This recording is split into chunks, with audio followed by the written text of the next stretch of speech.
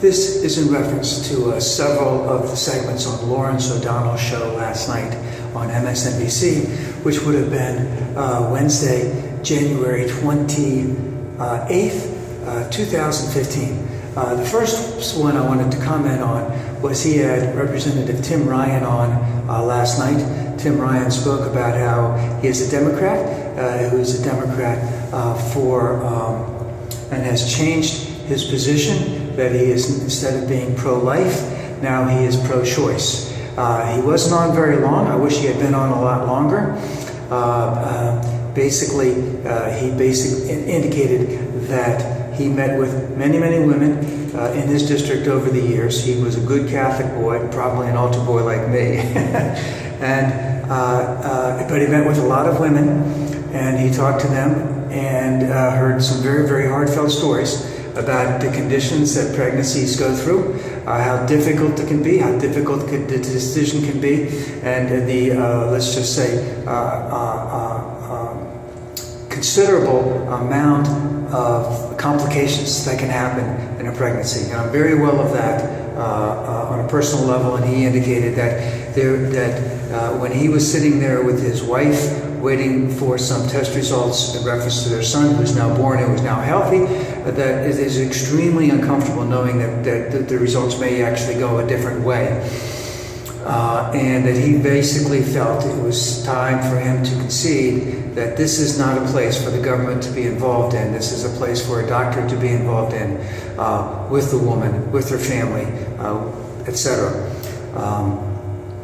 He also indicated something which I have been adamant about for years and years, and that is that the politics of abortion on the pro-life side really does not advocate for pro-life in a lot of ways. So the example that I like to give, because I'm being just a recovering Catholic here, is that the Catholic Church, they're adamant about that life has to be born, but what I would like to see the Catholic Church do is to say to pregnant women who are teenagers, pregnant women who are in their 20s, who possibly have a much greater opportunity of having a healthy pregnancy, we will take you in if you don't get a pregnancy. We will feed you, we will clothe you, we will help train you to get for a job, we will take care of all of your medical expenses, and then we will find if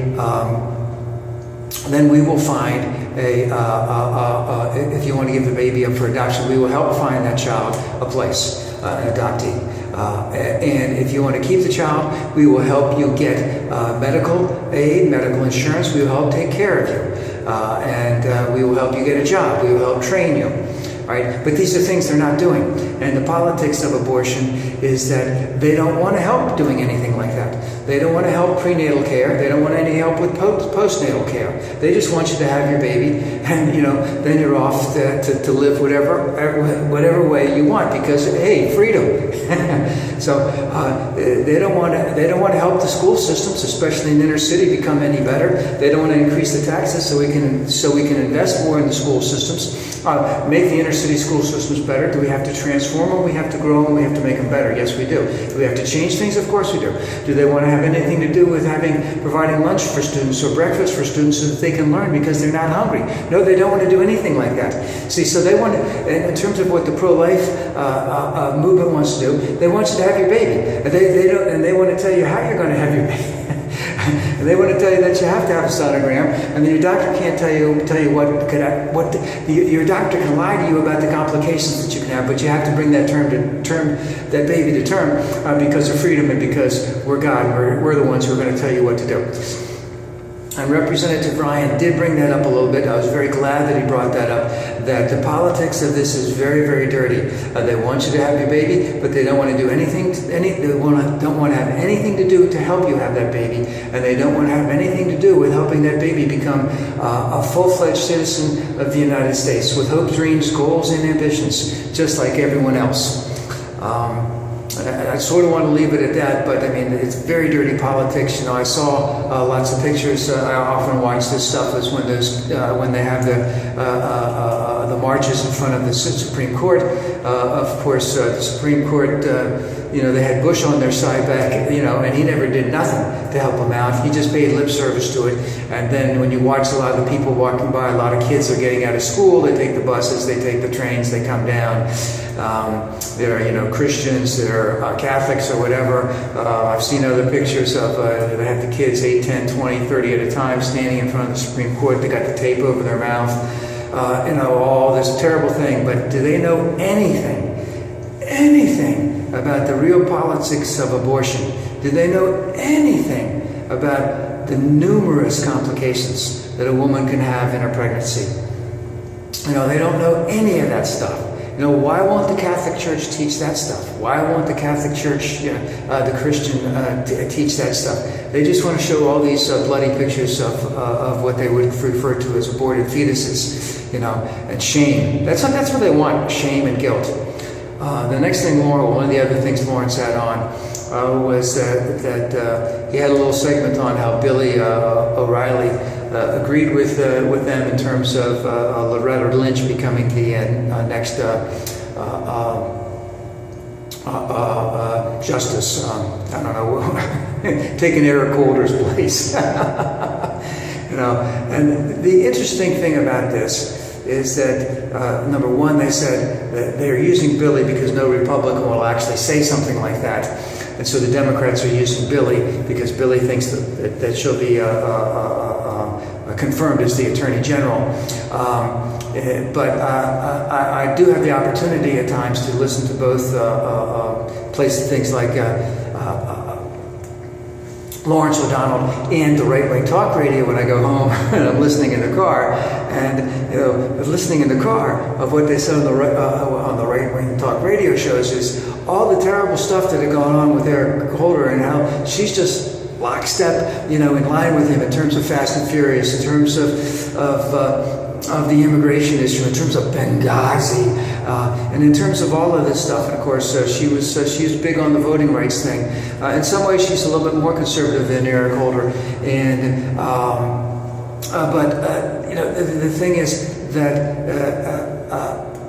what you hear on one side and what you hear on the other side are two completely different things. I mean, just hearing Jeff Sessions do his thing. He was on the talk radio, and they were going to have David Vitters on later. So the right-wing talk radio just wants to have the rightest of the right on there, and how they're going to derail this nomination. And of course, her nomination is probably going to go right through. And then it does seem very strange and odd that the titular head of the conservative movement, in terms of who's on media, Billy O'Reilly, is being praised for his analysis that she'll be confirmed, which I think is very, very strange. Is that you don't have any moderate voice on the Republican side indicating that this is a very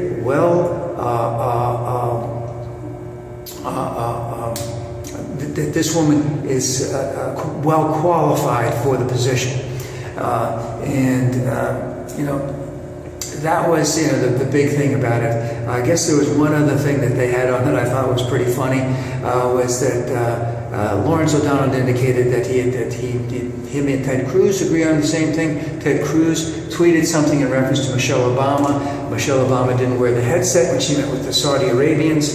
And I really want to reaffirm what Lawrence had to say, because it sort of went by me the first time, not when I watched him, but when I watched what happened, is that when Michelle Obama was there, and they had the greeting line when the president was there. Of course, the president was there for the funeral for the king that died, and the king's half-brother came up, and the king had like 60 kids.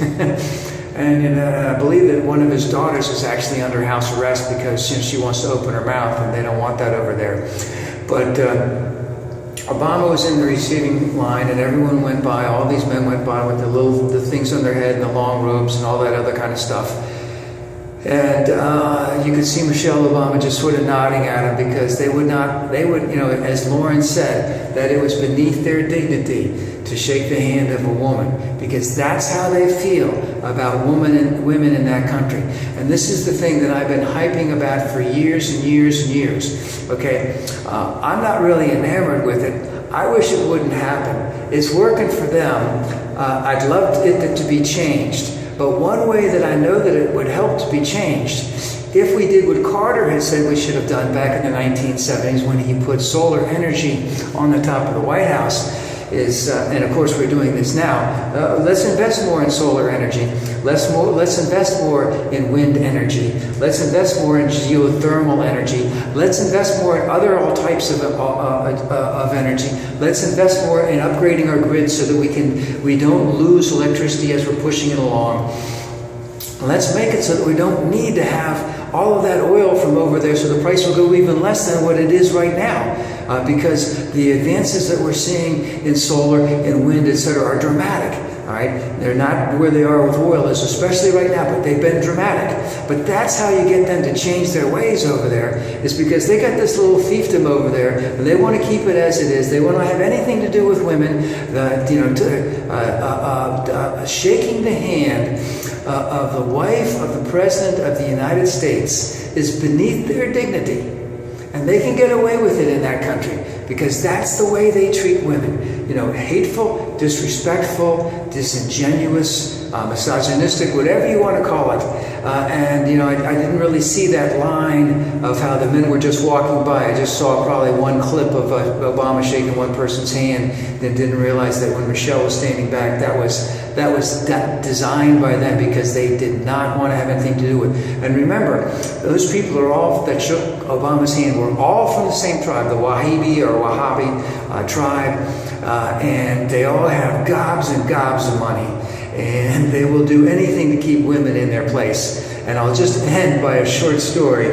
I think it was Bo Dittler, who is on talk radio, big conservative, but at one point in time, I do believe he was a private investigator. He also was a New York City cop, and he would talk about having to, as a private, not a private, but you know, he would provide security for some of these people, these Arabs who would come into the United States, and that they would drive them around to protect them and all that other stuff. And he says, you know, once they got through the airport, they got into the limo. You know, the first thing that happened is they take the headdress off their head, and they want to know where the whiskey is, and they want blondes. They want some blondes in the car. They want blondes in the car now. You know, that's who we're dealing with.